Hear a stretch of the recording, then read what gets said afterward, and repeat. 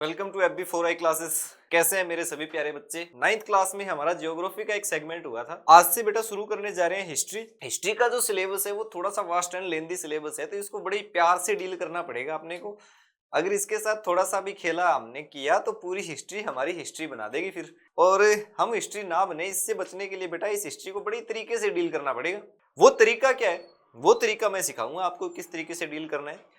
और सबसे बड़ी प्रॉब्लम जो है वो इसमें ये है कि कुछ जो टॉपिक है वो वर्ल्ड हिस्ट्री के हैं। अगर सर इंडियन हिस्ट्री होती तो हमने हमारी प्रीवियस क्लासेस में उसको थोड़ा सा अच्छे से डील कर रखा है और चीजें फेमिलियर भी है तो समझ में अच्छे से आ जाते हैं। लेकिन जब वर्ल्ड हिस्ट्री के पार्ट पढ़ते हैं तो बहुत सारी चीजें ऐसी है, कुछ नाम ऐसे हैं जो एक्चुअल में अगर सही कहें तो प्रॉपरली प्रोनाउंस भी बच्चे नहीं कर पाते। तो उस चीज से बचने के लिए बेटा आपको बड़े शार्पली सुनना पड़ेगा चीजों को, बड़ा ही कंसंट्रेट होके फोकस होके ध्यान लगा के चीजों को देखना पड़ेगा।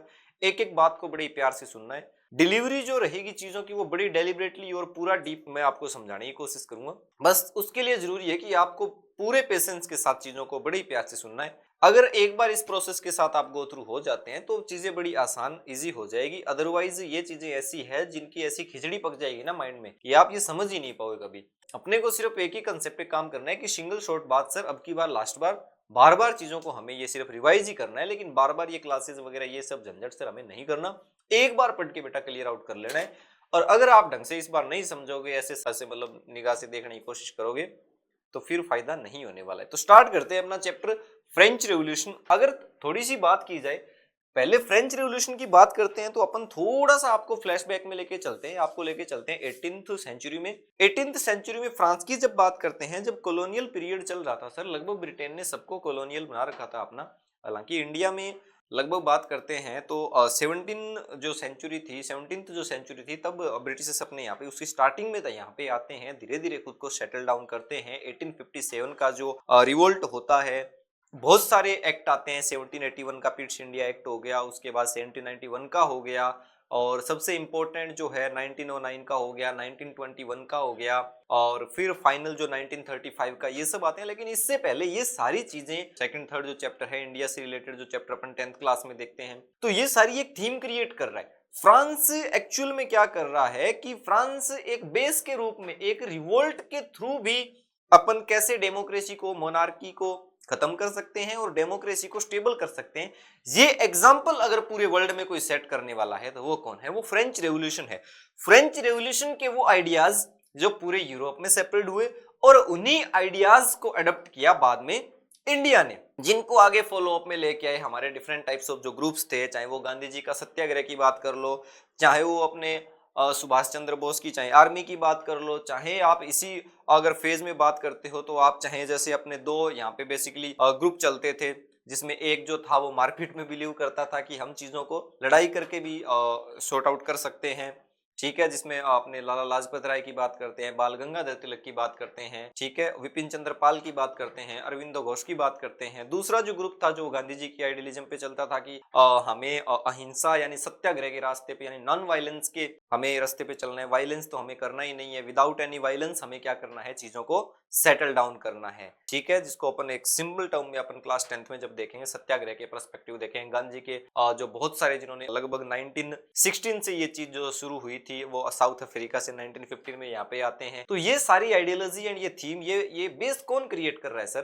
तो उस बेस को समझने के लिए चीजों को यहां तक खींच के लाने में जो रोल इंपॉर्टेंट रोल जो प्ले करता है वो कौन है? वो फ्रांस है। अब इस पूरे चैप्टर को पढ़ने से हमारी ये क्लियरिटी हो जाएगी कि इसके बाद जितनी भी चीजें यूरोप में चलती है, एंटायर वर्ल्ड में चलती है, इंडिया में जो चलती है, उसके पीछे की आइडियोलॉजी क्या रही थी। और दूसरा, इस चैप्टर को पढ़ने से आपके माइंड में ये चीजें भी धीरे धीरे क्लियर हो जाएगी कि सर ये सारी चीजें फाइनली निकल कहां से आ रही है।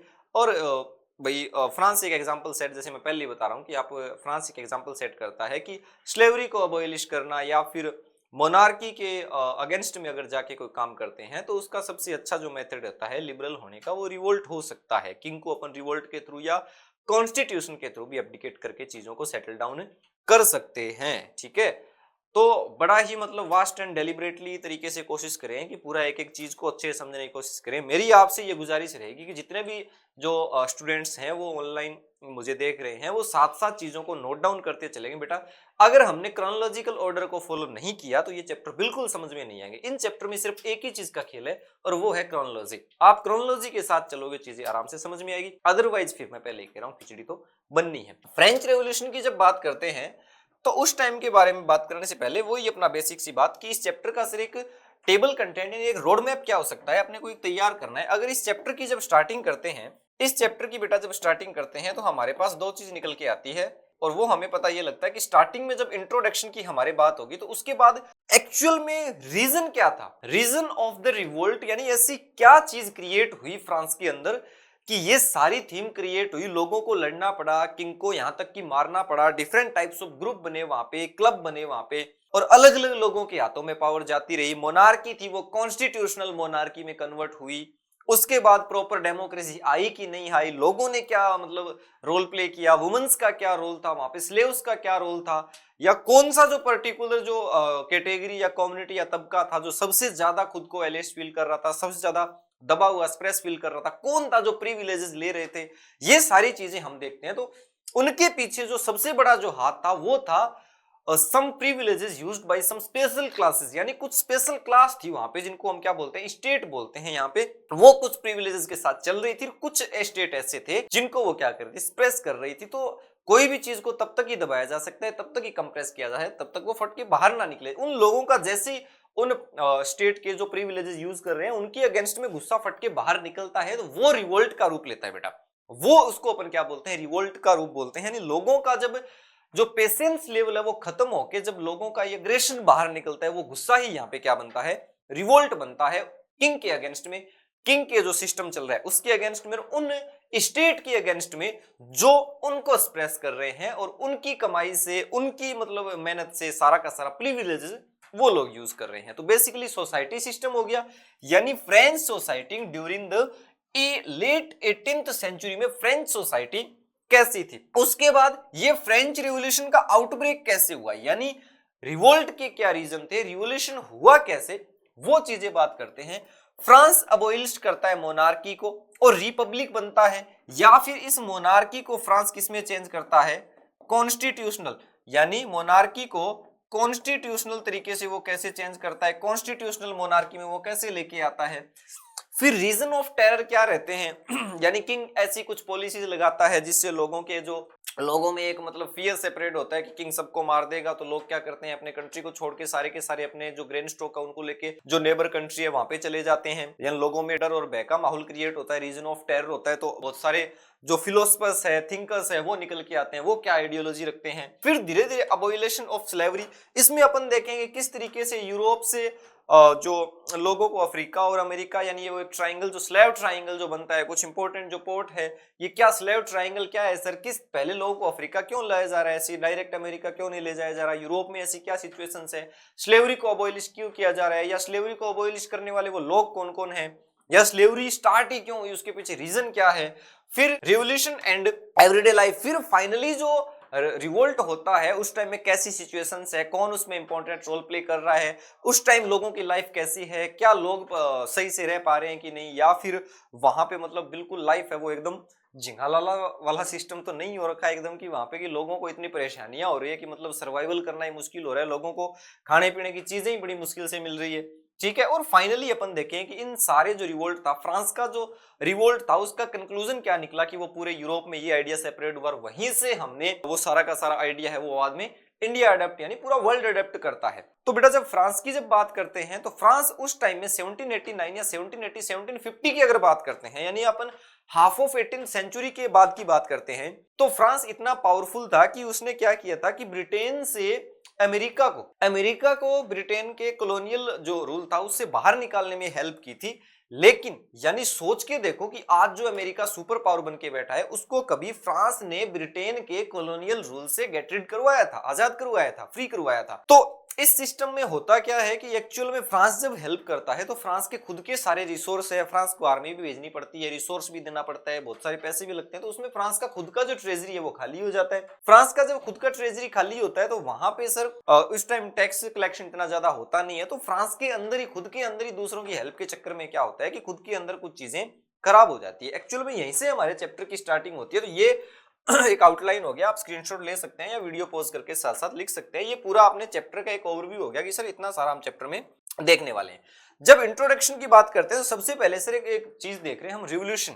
एक्चुअल में बात करें रिवोल्यूशन की, तो रिवोल्यूशन का मतलब क्या होता है, what do you mean by understand, what do you mean by revolution, आप क्या समझते हो, आप कैसी अंडरस्टैंडिंग माइंड में आती है, कैसी एक इमेज क्रिएट होती है रिवोल्यूशन से। सर लोग लड़ते हुए दिख रहे हैं आपस में, लोग लड़ते क्यों हैं, लोगों के बीच में या कोई भी पर्टिकुलर अथॉरिटी के साथ या फिर इंस्टीट्यूट के अगेंस्ट में या कोई पर्सन के अगेंस्ट में लोग लड़ाई क्यों करते हैं, उसके पीछे रीजन होता है कि उसकी पॉलिसीज को लोग एक्सेप्ट नहीं कर पा रहे, यानी उसकी पॉलिसीज लिबरल नहीं है लोगों के लिए। आज कंट्री का कोई भी रूलर है वो लोगों के लिबरल को देख के, लोगों की अच्छे एस्पेक्ट्स को देख के अगर पॉलिसी नहीं बनाएगा तो सिंपल सी बात है लोग उसके अगेंस्ट में रिवोल्ट करेंगे और एक कोलाइड फॉर्मेट में, एक यूनिटी के फॉर्मेट में ये रिवोल्यूशन करते हैं। तो यहां से एक छोटी सी डेफिनेशन निकल के आती है किसकी, रिवोल्यूशन की। रिवोल्यूशन की डेफिनेशन की बात करते हैं तो when people movement bring a noticeable change in any situations, यानी लोग कुछ ऐसा मूवमेंट करे, ऐसी चीजें करे जो एक नोटिसेबल हो, यानी लोगों को पता चले। सपोज दैट आज कोई भी गवर्नमेंट के अगेंस्ट में स्ट्राइक होती है तो स्ट्राइक के कुछ हमारे स्पेशल पॉइंट्स रहते हैं। क्या स्ट्राइक हम हमारे घर के आगे शुरू करते हैं? बिल्कुल नहीं सर, हम गवर्नमेंट ऑर्गेनाइजेशंस के आगे जाके बैठते हैं, उनको अपनी बात बताने की कोशिश करते हैं जिससे वो चीजें नोटिसेबल हो, यानी एक ऐसा मूवमेंट जो नोटिसेबल हो और जिसे पता लगे कि लोग आपसे नाराज हैं, अपना गुस्सा क्रिएट कर रहे हैं वो आपकी कोई भी पॉलिसीज के अगेंस्ट में कि इसको क्या किया जाए, ठीक किया जाए। इसी चीज को हम क्या कहते हैं, रिवोल्ट कहते हैं। यानी ये क्या है, बेसिकली एक मूवमेंट है जो कि नोटिसेबल सिचुएशंस क्रिएट करता है। सर अब यहाँ पे कौन सा रिवोल्यूशन है सर, यहाँ पे जो रिवोल्यूशन है वो है फ्रेंच रिवोल्यूशन।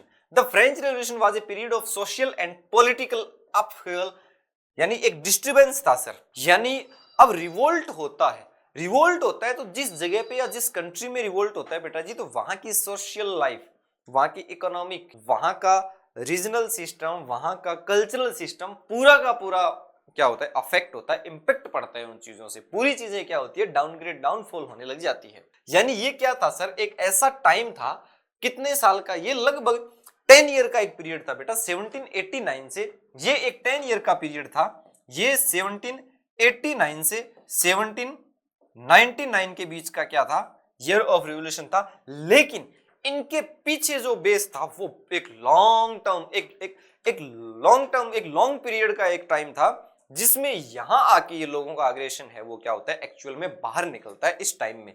लेकिन इसकी थीम बनाने में 1789 में लोग इतने मतलब अंदर से भर जाते हैं कि फाइनली वो रिवोल्ट कर देते हैं। ये सिचुएशन क्रिएट करने में काफी टाइम लगा था। वहां पे मोनार्की भी थी, हाई टैक्सेस थे और कुछ पर्टिकुलर क्लासेस को स्प्रेस भी किया जा रहा था, उनको कोई प्रिविलेजेस नहीं दिए जा रहे थे, सारे टैक्सेस उन्हीं पे लगाए जा रहे थे, उनको कोई मतलब कोई भी चीज में इक्वल पार्टिसिपेशन नहीं था। तो यहां जाके ये काम शुरू होता है। यानी it was a period of social and political disturbance in France and it's colonies beginning in 1789 and ending in 1799। यानी ये कब से बिगिनिंग कब से होती है, 1789 से 99। तो आपसे एमसीक्यूज वगैरह में या छोटे क्वेश्चन में आपसे पूछ सकता है कि ये सर जो रिवोल्यूशन का टाइम था वो कितने ईयर का था, कब से कब चला, आपसे पूछ सकता है। तो 1789 से 99 था। रिवोल्ट क्या होता है सर, एक नोटिसेबल मूवमेंट होता है लोगों का, कोई भी पर्टिकुलर इंस्टीट्यूशन, गवर्नमेंट या पर्सन के अगेंस्ट में होता है।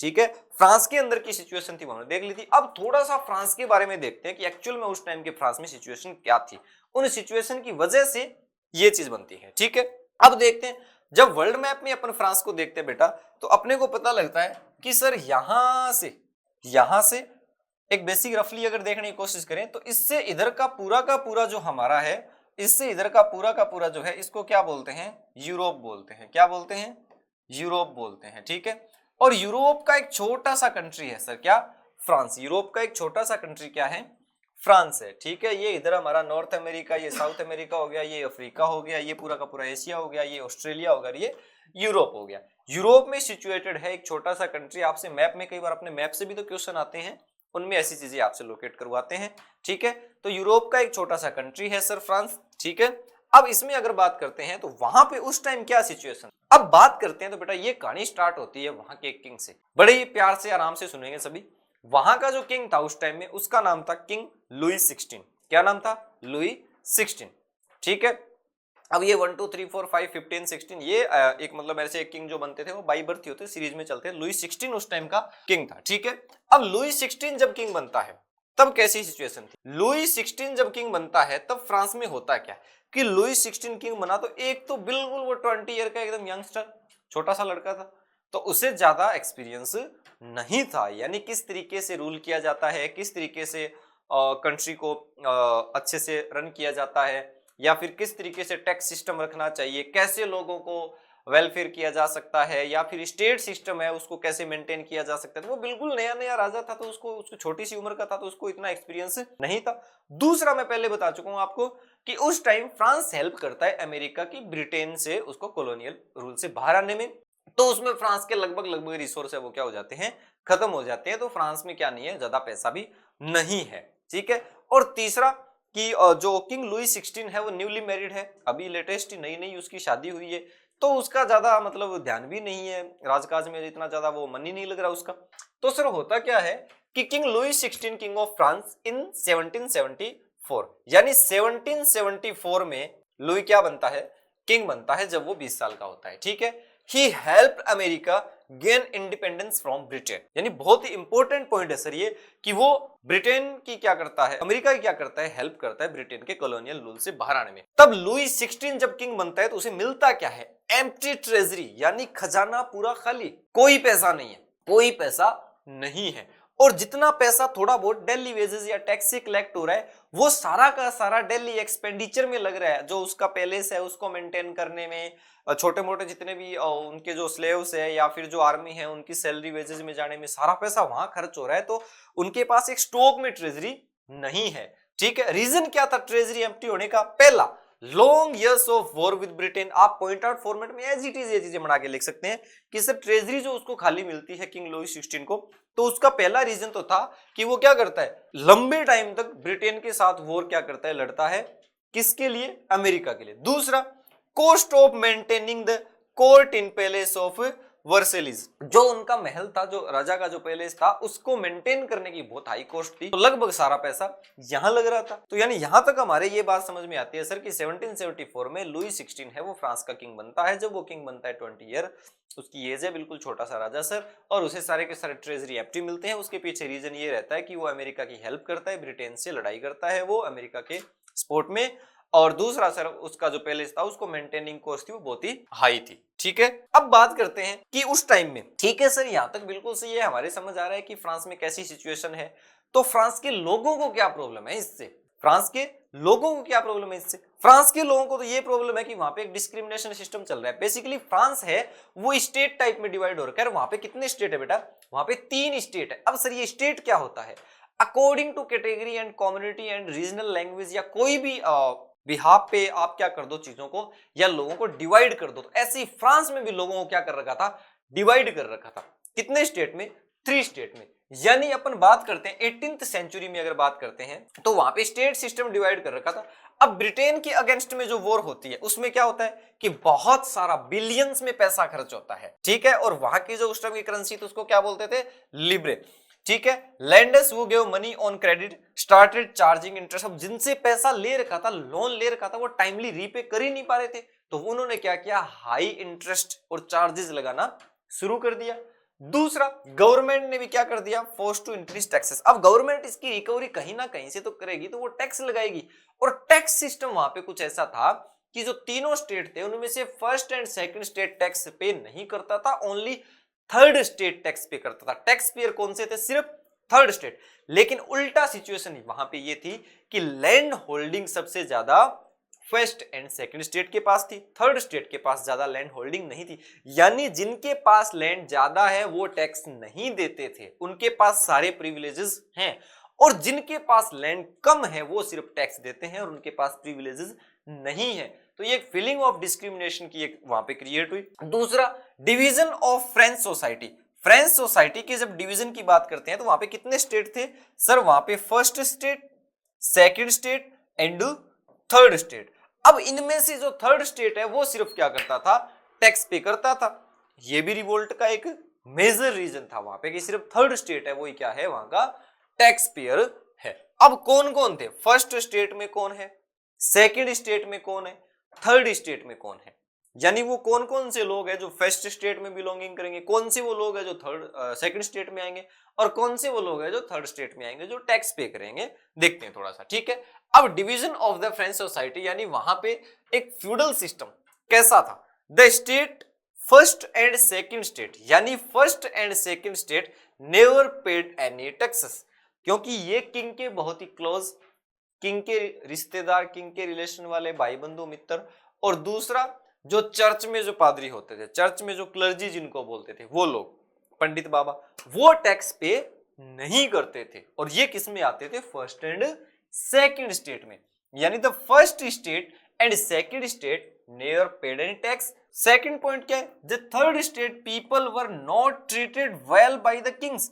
अब ये थर्ड स्टेट ही था जो सिर्फ टैक्स पे करता था, और इसी को किंग है वो प्रॉपरली वेल ट्रीट नहीं कर रहा है। रीजन ऑफ रिवोल्ट, अरे भैया जो पैसे दे रहे हैं उनको तो आप प्रॉपरली ट्रीट कर ही नहीं रहे, और जो पैसे नहीं दे रहे उनको आप बहुत सारे प्रिविलेजेस दे रहे हो, राजा बना के रख रहे हो, तो बेसिक सी बात है, इससे तो मामला गड़बड़ होगा।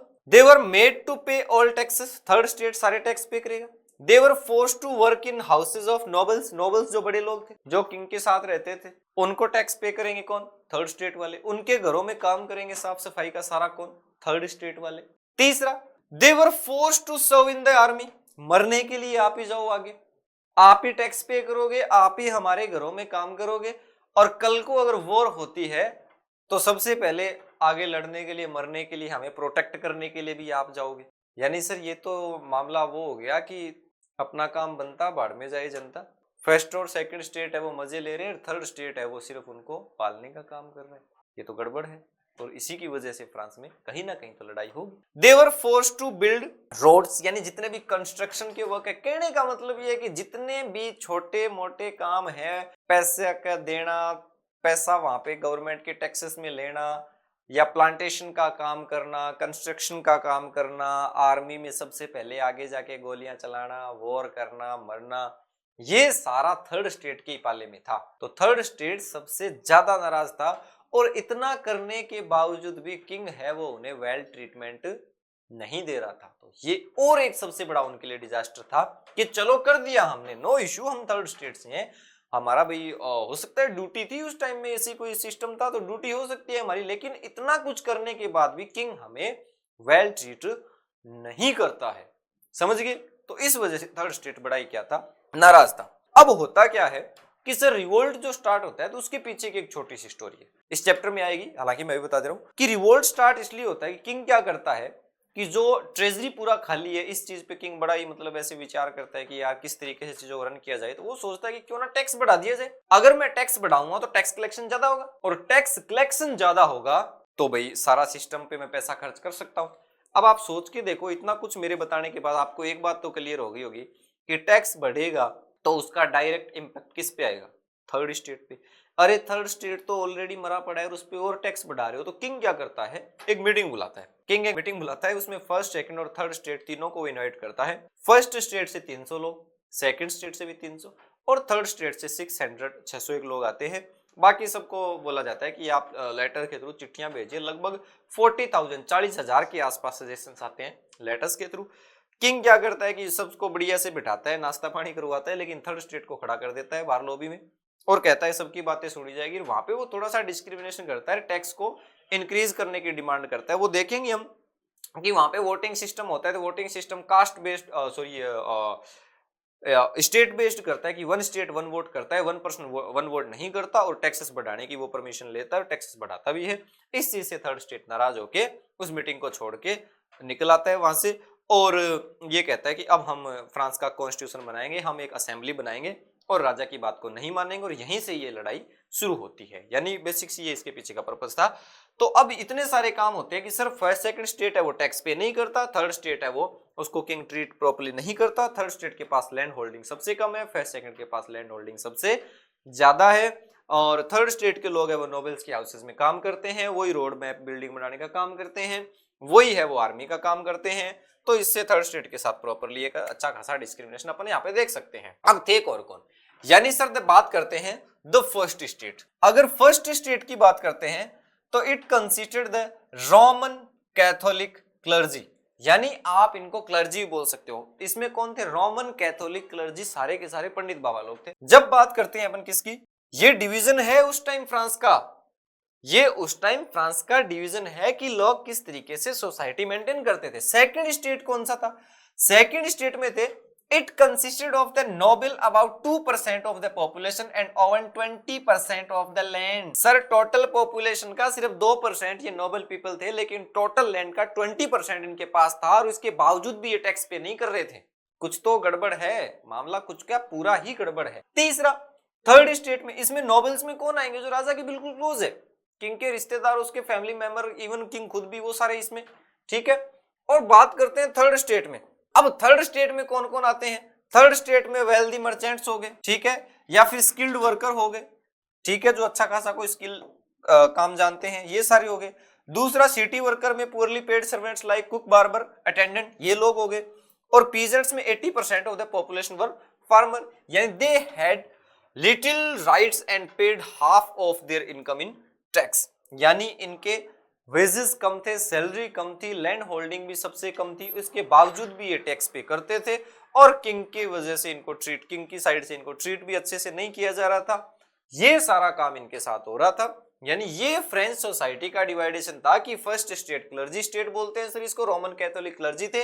सेकंड स्टेट में नोबल पीपल, किंग के बिल्कुल क्लोज, किंग खुद हो गए, इसमें 2% पॉपुलेशन लेकिन 20% लैंड होल्डिंग थी। इन दोनों के पास मिला के ऐसे मान लो कि लगभग 60% लैंड इन लोगों के पास ही थी। लगभग बच के निकल के जो 40% लैंड आती है वो सारा थर्ड स्टेट के पास आती है। थर्ड स्टेट में wealthy merchant, worker, poorly paid servants like cook, barber, attendant हो गए, पीजेंट्स हो गए। 80% पॉपुलेशन थी वो फार्मिंग का काम करती थी, इतना कोई एफिशिएंट उस टाइम में क्रॉप रोटेशन था नहीं।